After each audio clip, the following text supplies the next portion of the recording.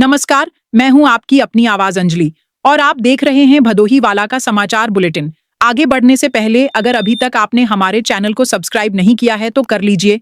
अब आप हमें अपनी खबरें सीधे हम तक भेज सकते हैं। नीचे दिया गया व्हाट्सएप नंबर नोट कर लीजिए। और अगर आप हमारे व्हाट्सएप ग्रुप से जुड़ना चाहते हैं तो लिंक डिस्क्रिप्शन में है। देखते हैं आज की प्रमुख खबरें।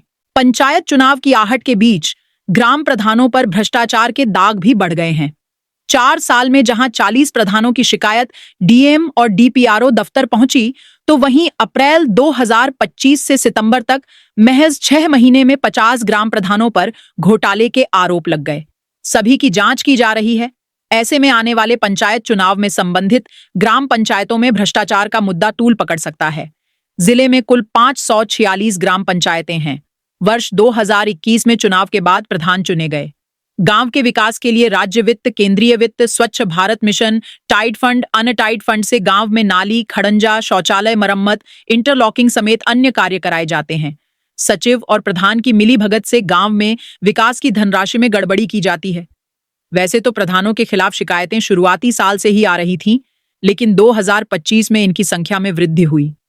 कई ग्राम प्रधानों पर आरोप सही सिद्ध हुए तो उनकी प्रधानी चली गई, जबकि कई की गर्दन फंसी हुई है। आंकड़ों पर गौर करें तो कलेक्ट्रेट और विकास भवन में अप्रैल से सितंबर तक करीब 70 ग्राम प्रधानों के खिलाफ शिकायतें आ चुकी हैं। इनकी जांच चल रही है। इनमें भदोही ब्लॉक के घसकरी, दरुणहा, प्रगासपुर, डीघ ब्लॉक के बैरवा, पहाड़पुर, औराई के गोलखरा, जाठी समेत अन्य गांवों के प्रधान शामिल हैं। ग्राम प्रधानों के खिलाफ सीधी शिकायतों पर जांच नहीं होती। शिकायतकर्ता को शपथ पत्र देना पड़ता है। डीएम या सीडीओ स्तर के अधिकारी जांच का आदेश करते हैं।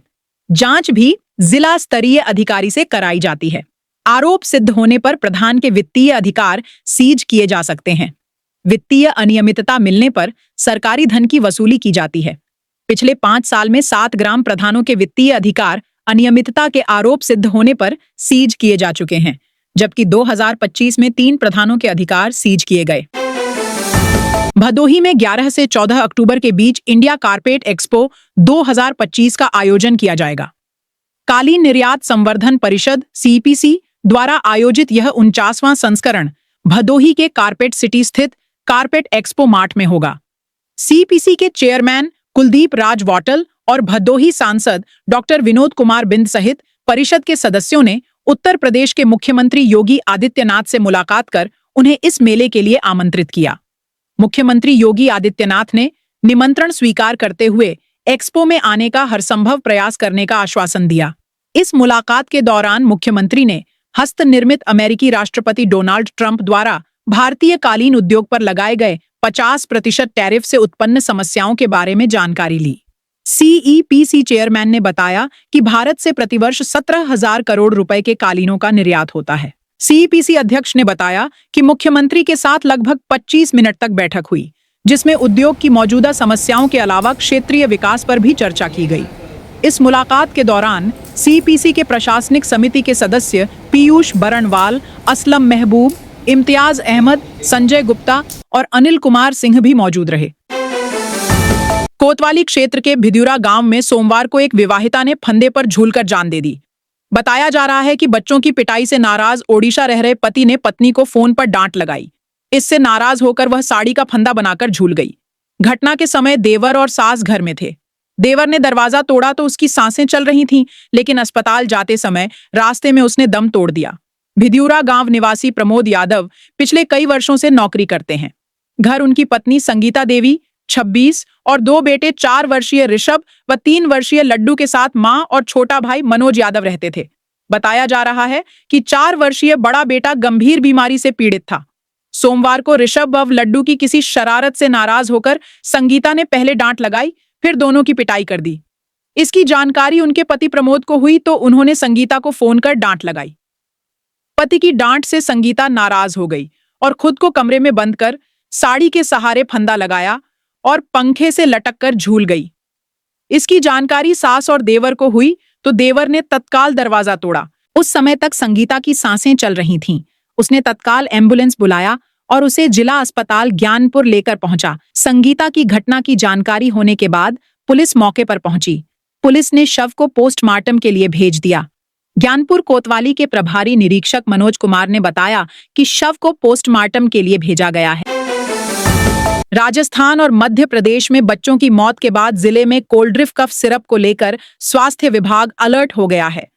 औषधि विभाग ने सोमवार को फार्मासिस्ट और ड्रग एसोसिएशन को पत्र लिखकर प्रतिबंधित दवा के प्रयोग न करने पर रोक लगाई।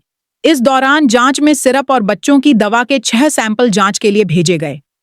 कोल्ड्रिफ कफ सिरप पीने से 2 प्रांतों में बच्चों की मौत के बाद प्रदेश में इसकी बिक्री पर रोक लगा दी गई है। शासन के निर्देश पर अब इस सिरप के जब्तीकरण की कवायद शुरू हो गई है। सोमवार को औषधि निरीक्षक कुमार सौमित्र ने फार्मासिस्ट और ड्रग एसोसिएशन के अध्यक्ष को पत्र जारी किया। इसमें सभी मेडिकल स्टोरों पर ऐसी दवाओं को न बेचने और अगर स्टॉक हो तो सूचना देने का अनुरोध किया। औषधि निरीक्षक ने गोपीगंज और ज्ञानपुर के करीब 5 मेडिकल स्टोरों के साथ ड्रग वेयर हाउस पर दवाओं की जांच की। बैन सिरप कहीं नहीं मिला, लेकिन बच्चों की दवाओं और सिरप के 6 सैंपल जांच के लिए लिए। औराई क्षेत्र के उपरोट में खुली शराब की दुकान का विरोध शुरू हो गया है। सोमवार को नाराज महिलाओं ने दुकान के पास हंगामा किया। आरोप है कि नशेड़ी बस्तियों में पहुंचकर महिलाओं से अभद्रता करते हैं। यहां से दुकान हटाने की मांग की जा रही है। ऐसा न होने पर आंदोलन होगा। महिलाओं ने कहा कि उपरौठ नहर के पास अप्रैल में दुकान खुली, तभी इसका विरोध किया गया। उसी मार्ग पर स्वास्थ्य केंद्र, महिला महाविद्यालय आदि भी है। दुकान से सटी बस्ती में शराब पीकर कुछ लोग प्रतिदिन मारपीट और गाली गलौज करते हैं। कुछ युवकों की पिछले दिनों शराब पीने से तबीयत भी खराब हो गई थी। सोमवार को महिलाओं के आक्रोश को देखकर सेल्समैन अंदर से गेट को बंद कर दिया। खबर मिलने पर प्रभारी निरीक्षक रामसरी गौतम भी पहुंचे, जहां महिलाओं को समझा बुझाकर उन्हें घर भेजा। इसी तरह तहसील रोड के सामने भी खुली दुकान को लेकर पूर्व में विरोध हो चुका है। महिलाओं के हंगामे की सूचना पर उप जिलाधिकारी बरखा सिन्हा व आबकारी इंस्पेक्टर अनिल कुमार भी मौके पर पहुंचे। महिलाओं को आश्वासन दिया कि आप एक प्रार्थना पत्र दीजिए और थोड़े समय का इंतजार करिए। जहां जहां विवादित दुकान है, उन्हें जल्द ही हटाया जाएगा। जिले में 114 चिकित्सकों को स्वास्थ्य विभाग ने नोटिस जारी किया है। निजी अस्पतालों में प्रैक्टिस की लगातार मिल रही शिकायतों को लेकर चिकित्सकों पर शिकंजा कसा गया है।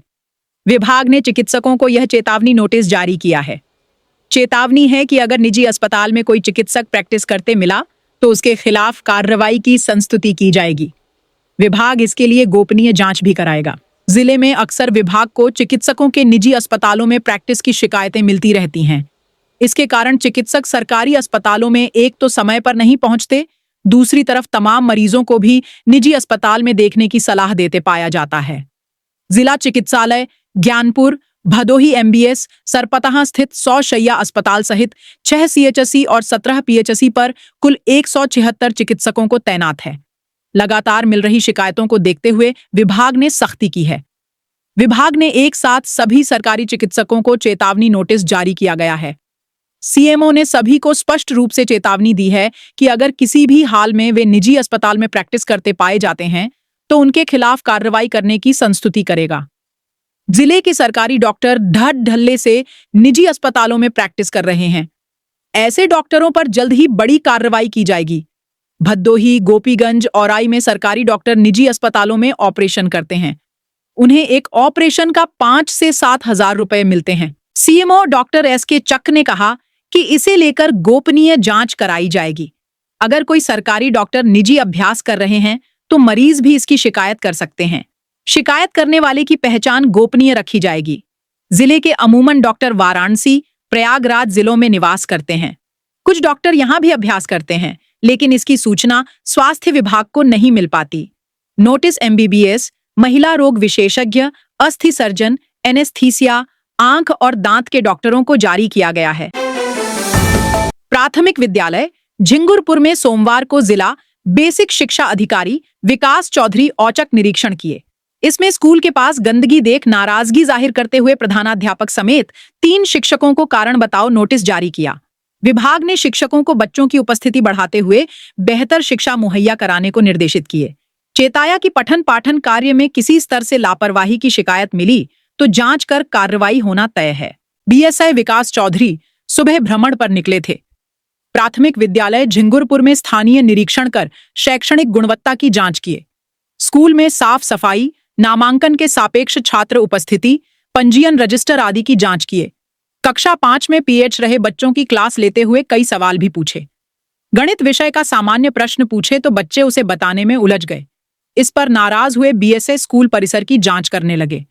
स्कूल के आसपास गंदगी फैली मिली। शिक्षा गुणवत्ता कम होने के साथ स्कूल में गंदगी को देख बीएसए ने नाराजगी जाहिर करते हुए प्रधानाध्यापक समेत 3 शिक्षकों को कारण बताओ नोटिस जारी कर दिया। जिले में सोमवार को एक नया डेंगू पीड़ित मिला। इससे जनपद में डेंगू पीड़ितों की संख्या बढ़कर 8 पहुंच गई है।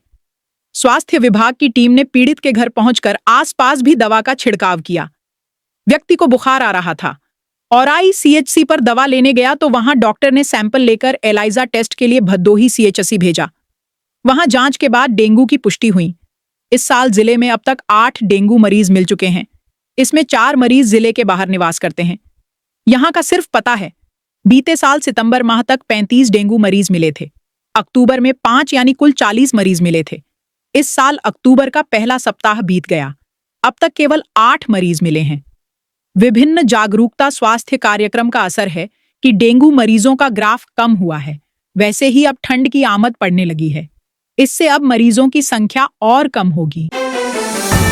फसल की सिंचाई का लक्ष्य को लेकर दिक्कत हो रही है। पंपसेट व नलकूप लगवाना चाह रहे हैं, लेकिन आने वाले खर्च से चिंतित हैं। पर सरकार ने किसानों की यह चिंता दूर कर दी है। लघु सिंचाई विभाग आइए अनुदान का लाभ उठाकर बोरिंग करावें, पंपसेट या फिर मिनी नलकूप लगाकर सिंचाई को आसान बनाएं। शासन ने जिले में लघु सिंचाई विभाग के अंतर्गत संचालित नलकूप बोरिंग योजना के तहत 155 गहरी व मध्यम बोरिंग का लक्ष्य तय कर दिया है। 75 गहरी व 80 मध्यम गहरी बोरिंग कराने का लक्ष्य, साथ ही बोरिंग व बिजली कनेक्शन पर आने वाले खर्च में अनुदान राशि भी तय कर दी है। महकमा किसानों से आवेदन लेकर बोरिंग कराने की कवायद में जुट गया है। निःशुल्क बोरिंग योजना के तहत नलकूप स्थापना के लिए गहरी बोरिंग कराने पर बोरिंग पर आने वाले कुल लागत में 50% अधिकतम 2,65,000 रुपए का अनुदान जो भी कम है तय है। इसी तरह मध्यम बोरिंग पर भी 50% अधिकतम 1,75,000 रुपए अनुदान का लाभ तय किया गया है। किसानों को आवेदन के समय अपनी जमीन की खतौनी की नकल लगानी होगी। वहीं बोरिंग में सरकार के अनुदान के अलावा जो शुल्क लगेगा उसे जमा करना होगा। इसके बाद पहले आओ पहले पाओ के आधार पर उनके खेतों में बोरिंग की जाएगी। इस चक्र में जो किसान बोरिंग से वंचित हो जाएंगे उन्हें एक विकल्प दिया जाएगा कि वह अगले चक्र में कर सकते हैं या अपना शुल्क वापस ले सकते हैं। एक्सआईएन ने बताया कि इसके लिए आवेदन शुरू हो गए हैं। भदोही पुलिस ने जौनपुर में एक फरार वारंटी अभियुक्त के खिलाफ धारा 8(2) सीआरपीसी के तहत कार्रवाई की है। भदोही थाने में दर्ज एक मामले में फरार चल रहे अभियुक्त लाल बहादुर के राघोपुर, मड़ियाहू, जौनपुर स्थित निवास पर नोटिस चस्पा किया गया। यह कार्रवाई न्यायालय के आदेश पर की गई है। अभियुक्त लाल बहादुर पुत्र स्वर्गीय जगन्नाथ, निवासी राघोपुर, थाना मड़ियाहू, जनपद जौनपुर, भदोही थाने पंजीकृत मामले में वारंटी है। उस पर उत्तर प्रदेश खनिज परिवहन अधिनियम की धारा 57, 35 और भारतीय दंड संहिता की धारा 379, 411 के आरोप हैं। ज्ञानपुर बीआरसी से जिलाधिकारी शैलेश कुमार ने सोमवार को संचारी रोग नियंत्रण अभियान का शुभारंभ किया। इस दौरान स्वास्थ्य विभाग और स्कूली बच्चों द्वारा निकाली गई जागरूकता रैली को उन्होंने हरी झंडी दिखाकर रवाना किया। यह अभियान बदलते मौसम में संक्रामक बीमारियों की रोकथाम के लिए शुरू किया गया है। जिलाधिकारी ने बताया कि शासन के निर्देश पर संक्रामक बीमारियों को रोकने के लिए यह विशेष अभियान चलाया जा रहा है। उन्होंने कहा कि जिले में एक माइक्रो प्लान तैयार किया जाएगा, जिसमें सभी विभागों को शामिल करके इस अभियान को सफल बनाया जाएगा, ताकि अधिक से अधिक संक्रामक बीमारियों को फैलने से रोका जा सके। भदोही पुलिस ने गांजा बिक्री के अवैध कारोबार में लिप्त एक अभियुक्त को गिरफ्तार किया है। उसके कब्जे से 1 किलो 350 ग्राम अवैध गांजा बरामद किया गया, जिसकी अनुमानित कीमत 34,750 रुपए बताई जा रही है। यह कार्रवाई पुलिस अधीक्षक अभिमन्यु मांगलिक के निर्देश पर की गई।